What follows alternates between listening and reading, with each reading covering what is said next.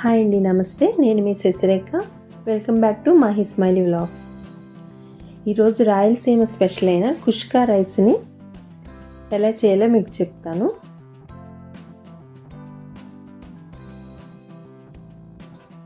ముందుగా మిక్సీ జార్లో 8 పచ్చిమిర్చి, కట్ చేసి పెట్టుకున్న ఒక ఆనియన్, కరివేపాకు, కట్ చేసి పెట్టుకున్న అల్లం ముక్కలు,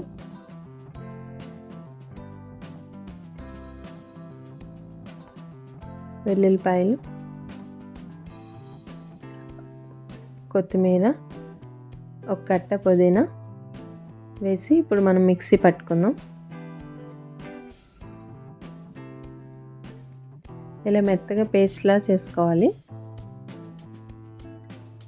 ఇప్పుడు మనం స్టవ్ మీద కడాయి పెట్టుకుని 3 గరిటెల నెయ్యిని వేసుకోవాలి.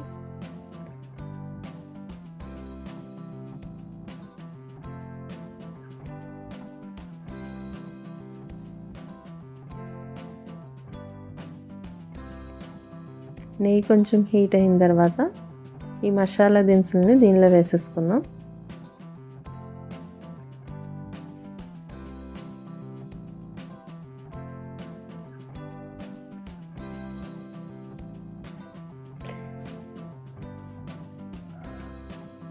ఇవి లైట్గా ఫ్రై చేసుకోవాలి. దోరగా వేగిన తర్వాత కొన్ని కాజూస్ని వేసుకుని ఇవి కూడా లైట్ గోల్డెన్ బ్రౌన్ కలర్ వచ్చే వరకు ఫ్రై చేయాలి.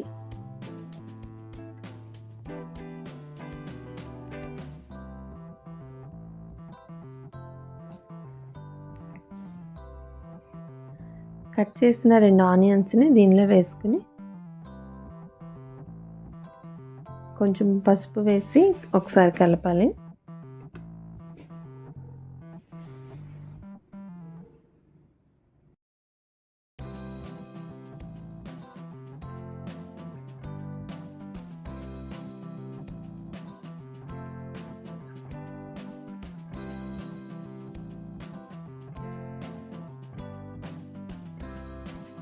ఇలా లైట్ గోల్డెన్ బ్రౌన్ కలర్లోకి రావాలండి. ఇలా వచ్చిన తర్వాత మనం ముందుగా పేస్ట్ చేసి పెట్టుకున్న ఈ మిశ్రమాన్ని దీనిలో వేసేసుకుందాం.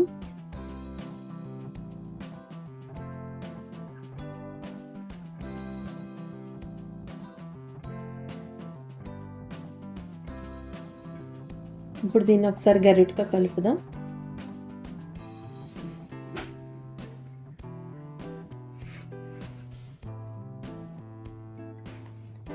ఇవి వేపకుండా మనం డైరెక్ట్గా మిక్సీ పట్టాం కాబట్టి కొంచెం పచ్చివాసన పోయే వరకు దీన్ని మనం ఫ్రై చేసుకోవాలి. ఇప్పుడు మూత పెట్టేసుకుందామండి.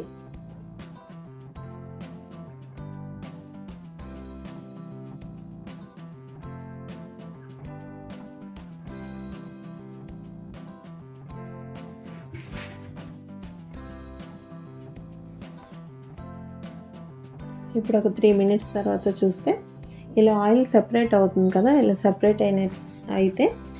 సెపరేట్ అయితే పచ్చివాసన పోయినట్టే. సో ఇప్పుడు ఒకసారి మనం గరిటెతో కలుపుకొని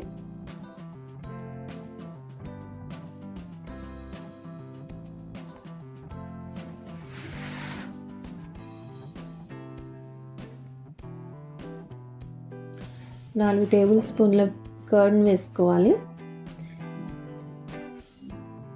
ఈ కర్డ్ కూడా ఈ రైస్కి మంచి టెక్స్చర్ని ఇస్తుంది. సో ఒకసారి ఇలా గరిటెతో కలుపుదాము.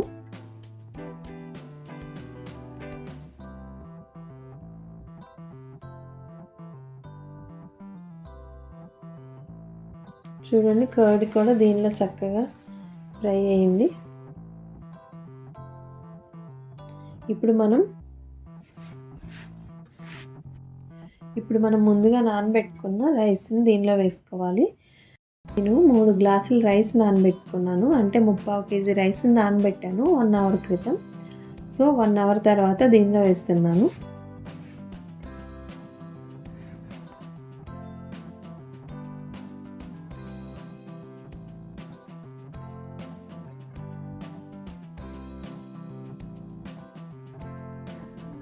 ఇప్పుడు వాటర్ వేసుకుందాం.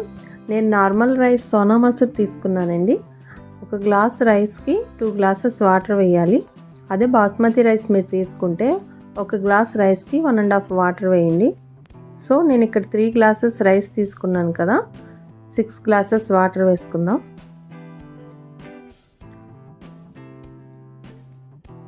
ఇప్పుడు రుచికి సరిపడా సాల్ట్ వేసుకుందాం.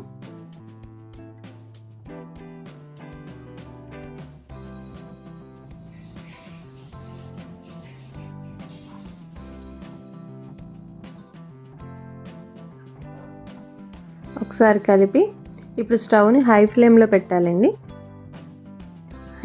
హై ఫ్లేమ్లో పెట్టి ఒకసారి మూత పెడదాం.